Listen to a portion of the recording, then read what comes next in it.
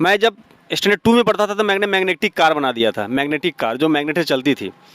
आपको जानकर आश्चर्य होगा, ये हमारे देश का प्रॉब्लम है कि कोई किसी को मोटिवेट नहीं करता है। पेरेंट, इवन के पास पड़ोस पेरेंट्स टीचर्स भी मोटिवेट नहीं करते। यूट्यूबर आते हैं और अपना चमकाते हैं और चले जाते हैं।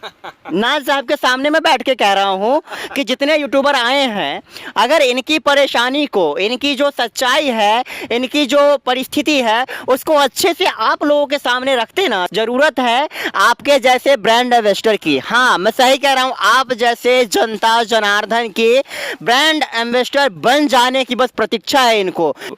प्रमोशन सही से अगर हुआ रहता सही में तो बहुत आगे तक ये चीज़ें चली गई होती। लेकिन कैरी बैग जो आपको मॉल में मिलता है ना सर, वो भी ये बनाते हैं। काफ़ी कुछ किया जा सकता है इस पर, सैकड़ों प्रोडक्ट पे। सर ये साबुन का रैपर देखिए, ये साबुन देखिए, इसमें साबुन है, चॉकलेट का रैपर देखिए। मैंने वे खोलने की कोशिश की है कि ये चीज़ें बनाई जा सकती है। और मेरा कमिटमेंट है सर कि आने वाले 10 सालों में सर प्लास्टिक्स के 100 प्रोडक्ट्स रिप्लेस करेंगे। ये सर मेरा कॉन्फिडेंस लेवल है। और 100 प्रोडक्ट्स रिप्लेस करेंगे तो करेंगे, इसमें कोई किंतु परंतु नहीं होगी। एकदम मेरा कमिटमेंट है। स्ट्रॉ भी बैन हो चुका है, मैंने स्ट्रॉ बना लिया है। आपको मैं आपके चैनल के माध्यम से मैं बता देना चाहता हूँ दर्शकों को, मैंने स्ट्रॉ बना लिया है। और जिस दिन स्ट्रॉ की ओपनिंग होगी मैं आपसे रिक्वेस्ट करता हूँ आप जरूर आएंगे। आज जो मैं चिल्ला चिल्ला करके आप लोगों से गुजारिश कर रहा हूँ कि आप प्रमोट कीजिए, आप ब्रांड एम्बेसडर बनिए इस कंपनी का, इस फैक्ट्री का। मैं पैसा नहीं लिया हूँ इनसे प्रमोट करने का, मैं इनके सामने बोल रहा हूँ। मैं इनसे पैसा नहीं लिया हूँ, मैं इनसे कुछ भी उम्मीद ऐसा नहीं किया हूँ। बस मैं एक चीज़ उम्मीद किया हूँ इनसे कि इनके एक परिवर्तन से, कोशिश से पूरी दुनिया की तस्वीर बदलेगी, एक बहुत बड़ा क्रांति आएगी सर। ये जो बल्ब जलता है ना सर, ये बल्ब नहीं जलता है, ये थॉमस अल्वा एडिसन सर जलते हैं। जिस दिन ये बल्ब बुझ जाएगा वो उस दिन एडिसन सर बुझ जाएंगे। तो बल्ब जलना चाहिए, बल्ब जलना चाहिए। तो ये हमारे लिए ये बल्ब है, ये जो चीज़ है ये रहना चाहिए। जब तक ये रहेगी मेरा मानना है कि मैं ज़िंदा रहूँगा। और मैं मरना नहीं चाहता, मुझे मौत से बहुत डर लगता है। बचपन से ही मुझे मौत से बहुत डर लगता है, लेकिन अब मुझे मेरा डर ख़त्म हो गया है। अब मुझे लगता है कि मौत आएगी तो मुझे रियलाइज़ होगा कि मैंने, मौत जब आती है तो इंसान जो है अपने पास्ट को देखता है कि मैंने पास्ट में क्या क्या किया। तो मैं पास्ट में देखूंगा कि मैंने ये किया समाज के लिए, देश के लिए। तो मुझे लगता है कि देश इस चीज़ को भूलेगा नहीं, देश इस चीज़ को याद रखेगा। और जब तक देश इसको याद रखेगा तब तक मैं ज़िंदा रहूँगा, मैं मरूँगा नहीं।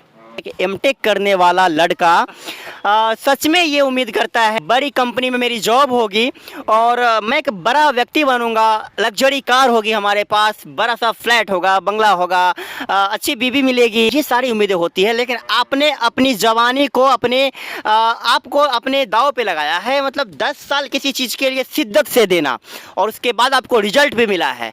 तो ये बीटेक करके इसमें आ गए आप। बीटेक मजबूरी थी या फिर आपका मन था करने का, या परिवार की प्रेशर? देखिए सर, मैं तो युवाओं को भी कहता हूँ कि पढ़ाई कीजिए भाई, पढ़ाई प्राइमरी है। चाहे जो कुछ भी करना है आपको, पत्रकारिता में जाना है, इंजीनियरिंग बनना है, डॉक्टर बनना है, कुछ भी करना है, पढ़ाई कीजिए। लेकिन इन्वेंशन के लिए भी पढ़ाई ज़रूरी नहीं होती है। लेकिन मुझे लगा अगर मैं नहीं पढ़ूंगा ना तो लोग हमारी बातों को हल्के में लेगा, नज़रअंदाज करेगा। आज मैं एमटेक कहता हूँ तो लोग कहते हैं कि नहीं यार, एमटेक किया है बंदे में कोई बात होगी, है ना। खासकर हमारे फैमिली में हमारे फादर भी प्राइवेट टीचर हैं, तो एजुकेशन का माहौल भी रहा है, तो पढ़ना ज़रूरी था। और इतिहास रचने वाला जो कीड़ा था बचपन से ही मेरे अंदर था। मैं जब स्टैंडर्ड 2 में पढ़ता था तो मैंने मैग्नेटिक कार बना दिया था, मैग्नेटिक कार जो मैग्नेट से चलती थी। आपको जानकर आश्चर्य होगा, ये हमारे देश का प्रॉब्लम है कि कोई किसी को मोटिवेट नहीं करता है। पेरेंट, इवन के पास पड़ोस पेरेंट्स टीचर्स भी मोटिवेट नहीं करते हैं। जब मैं मैग्नेटिक कार बनाया, जब मैं इंजीनियरिंग करने के लिए जब मैं गया तो मैंने देखा कि चाइना में, जापान में मैग्नेटिक ट्रेन चल रही है। तो उस दिन मुझे रियलाइज़ हुआ कि मेरे अंदर में कुछ है जो कि मैं अपने आप को पहचान नहीं पा रहा था। और लगा कि भाई मेरे पास कुछ तो भी एक्स्ट्रा है। और उसी दिन अगर मान लीजिए मैं जब स्टैंडर्ड 2 में पढ़ रहा था, उसी दिन अगर हम कोई मोटिवेट करता कि यार तुमने जो काम किया कुछ अच्छा किया है, कुछ बड़ा हो सकता है, तो कुछ हो जाता। हाँ, लेकिन जहाँ चाह वहाँ रहा। और कैंसर जैसी बीमारी हो रही है, आपको क्या लगता है कि ये क्या कर सकता है? मैं कह सकता हूँ इससे कैंसर से बचा जा सकता है। आप देखेंगे सर कि कोई आदमी सिगरेट नहीं पीता है, नशा नहीं करता है, कैंसर हो जाता है। अब सर डॉक्टर से बात कीजिए तो डॉक्टर कहेंगे कि हम लोग जो प्लास्टिक्स पे खाते हैं, थर्मोकॉल पे खाते हैं, उससे कैंसर की संभावनाएं रहती। इवन कि हम लोग जो चाय पीते हैं, पेपर कप जिसको हम लोग बोलते हैं, दरअसल वो पेपर कप है ही नहीं। पहली बात तो ये है। तो IIT खड़गपुर के प्रोफेसर्स कहते हैं कि एक कप चाय पीते हैं तो 100 ml वाली कप से अगर चाय पीते हैं तो 25,000 प्लास्टिक का कण हमारे बॉडी के अंदर चला जाता है। तो सोचिए दिन भर में 3-4 कप चाय पी लिए तो 1 लाख प्लास्टिक के कण हम लोग ले लिए। तो कैंसर नहीं होगा तो क्या होगा। तो ये सब चीज़ों को सोच सोच कर थोड़ा परेशान हो गया। जंक फूड को जो हम लोग ब्लेम करते हैं, मेरा अपना नज़रिया है कि जंक फूड ज़्यादा नुकसानदायक नहीं है, लेकिन जंक फूड जो आप थर्मोकॉल में खाते हैं वो ज़्यादा नुकसानदायक है। चांदी प्लेट होता है ना, जिसको आप चांदी प्लेट कहते हैं, बड़े चाव से, बड़े गर्व से, और लगता है कि उस पर खाने के लिए मिल गया तो एकदम से मज़ा आ गया। एकदम चांदी प्लेट का एक मज़ा ही अलग होता है।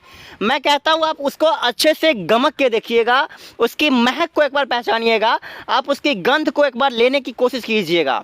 आपको पता है इतना गंदा बदबू करता है ना वो, यकीन नहीं कीजिएगा। यूट्यूबर आते हैं और अपना चमकाते हैं और चले जाते हैं।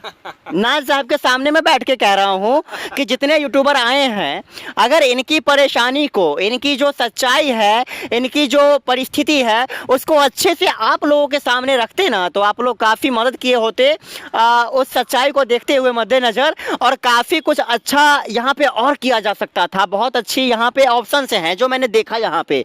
बस ज़रूरत है आपके जैसे ब्रांड एम्बेसडर की। हाँ, मैं सही कह रहा हूँ, आप जैसे जनता जनार्दन के ब्रांड एम्बेसडर बन जाने की बस प्रतीक्षा है इनको। किसी दूसरे सेलिब्रिटी या बहुत बड़े स्टार की ज़रूरत नहीं है इनको ज़रूरत है जनता को ब्रांड एम्बेसडर बन जाने तक की। एक दिन आप बन जाइएगा, ये फैक्ट्री एक बहुत बड़ी मतलब फैक्ट्री में तब्दील हो जाएगी। और यहाँ पे अकेले ये नाज साहब काम नहीं कर रहे होंगे, यहाँ पे सैकड़ों हजारों वर्कर काम कर रहे होंगे। और न सिर्फ ये 2025 लोगों तक ये फ़ायदा पहुँचा रहा होगा, ये लाखों करोड़ों लोगों तक फ़ायदा पहुँचा रहा होगा। और इससे न सिर्फ एक दो लोगों की जान बची जाएगी, बल्कि लाखों सैकड़ों हजारों लोगों की जान इससे बच पाएगी, कैंसर जैसी या अन्य गंभीर बीमारियों से। तो मैं मानता हूँ कि आपको इस पर ध्यान देना चाहिए। और ऐसे जो क्रिएटिव लोग हैं, ऐसे जो नए रोजगार के सृजनकर्ता हैं, जो उद्यमी लोग हैं, उनको प्रमोट करना चाहिए, उनको बढ़ावा देना चाहिए, उनको हर तरह से मदद करना चाहिए। इन्होंने 3 छोटा-छोटा, ये देखिए यहाँ पे दिखाइए एक बार, ये छोटा-छोटा मशीन इन्होंने लगा रखा है।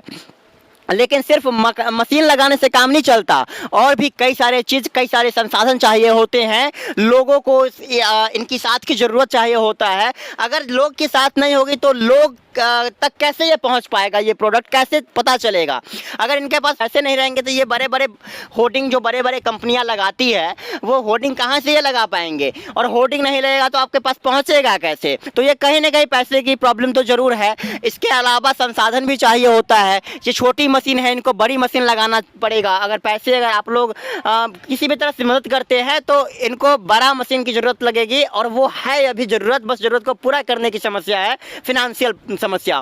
तो बड़े मशीन की लगाने की ज़रूरत है। और ये जो थोड़ा सा ये देख रहे हैं, ये छिलका बड़े पैमाने पे किसान से खरीदने की ज़रूरत पड़ेगी, जिससे कि सबको फ़ायदा होगा। तो हम भारत के लोग, हम ये संकल्प लिए थे कि हम अपने देसी जो कंपनियां हैं, देसी जो प्रोडक्ट है, उसको प्रमोट करेंगे। लेकिन वो ज़मीन पे दिख नहीं रहा है। अगर प्रमोशन की हो तो 10 साल में बहुत आगे गया। तो ना सब क्या कहिएगा?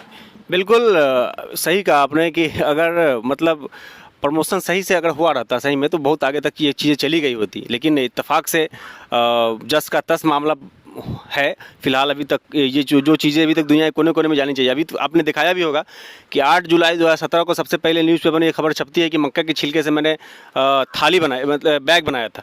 ये खबर छपने के बावजूद भी अभी तक ये ज़मीन पे नहीं उतर पाई है। तो ऐसा भी नहीं कि मैंने बहुत जल्दबाजी किया है, मैंने बहुत इसको गहराई से मैंने सोचा है, मंथन किया है। मैंने 5 साल पहले जो मैंने प्रोडक्ट बनाया था उसको मैंने रखा है, छोड़ दिया है।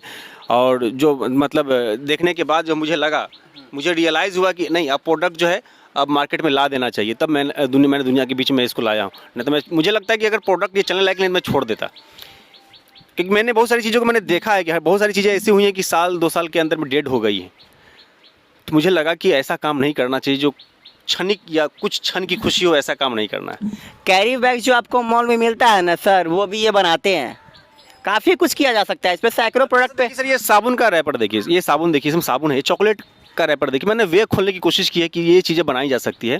और मेरा कमिटमेंट है सर कि आने वाले 10 सालों में सर प्लास्टिक्स के 100 प्रोडक्ट्स रिप्लेस करेंगे। ये सर मेरा कॉन्फिडेंस लेवल है। और 100 प्रोडक्ट्स रिप्लेस करेंगे तो करेंगे, इसमें कोई किंतु परंतु नहीं होगी। एकदम मेरा कमिटमेंट है, क्योंकि मैं जानता हूँ कैसे कैसे क्या करना है। अभी स्ट्रॉ भी बैन हो चुका है, मैंने स्ट्रॉ बना लिया है।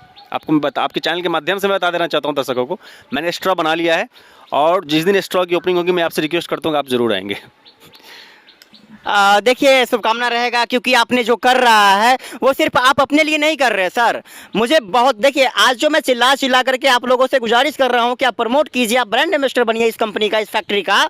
मैं पैसा नहीं लिया हूँ इनसे प्रमोट करने का, मैं इनके सामने बोल रहा हूँ, मैं बिल्कुल। इनसे पैसा नहीं लिया हूँ, मैं इनसे कुछ भी उम्मीद ऐसा नहीं किया हूँ। बस मैं एक चीज़ उम्मीद किया हूँ इनसे कि इनके एक परिवर्तन से, कोशिश से पूरी दुनिया की तस्वीर बदलेगी, एक बहुत बड़ा क्रांति आएगी सर। आप लोगों का साथ रहेगा तो ये बहुत बड़ा कुछ हो सकता है।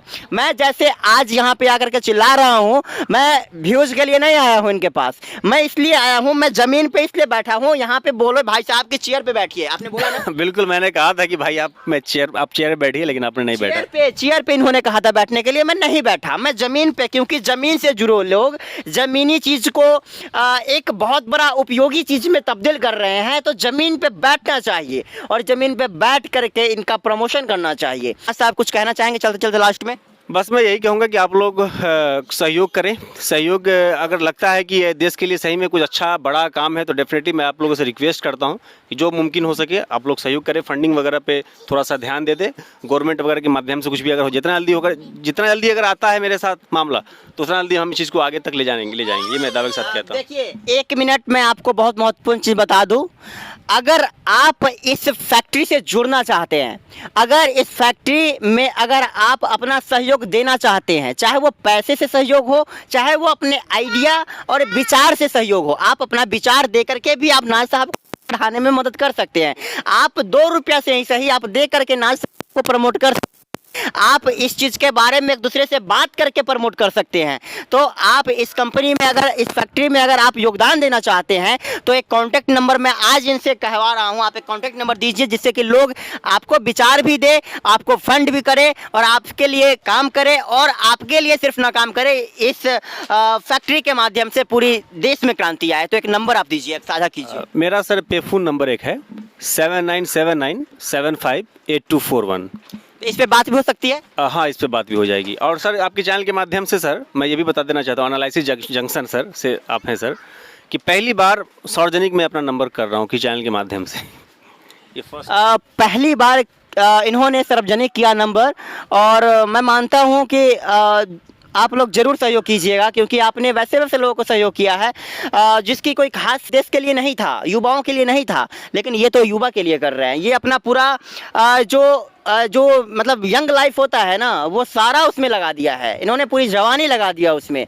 तो मैं मानता हूँ कि आपकी सहयोग जरूर होगी। बाकी इस वीडियो को देखने के लिए आप लोगों का बहुत बहुत शुक्रिया रहेगा, शुभकामना रहेगा नाज साहब को कि आप और आगे इसको लेके जाइए। बिल्कुल सर, आपका भी बहुत बहुत आभार व्यक्त मैं करता हूं कि आपने, बहुत सारे लोग आए मेरे पास यूट्यूबर, लेकिन मैं आपको अलग नज़रिए से देखता हूं, क्योंकि आपकी बातें मुझे बहुत ज़्यादा अच्छी लगी।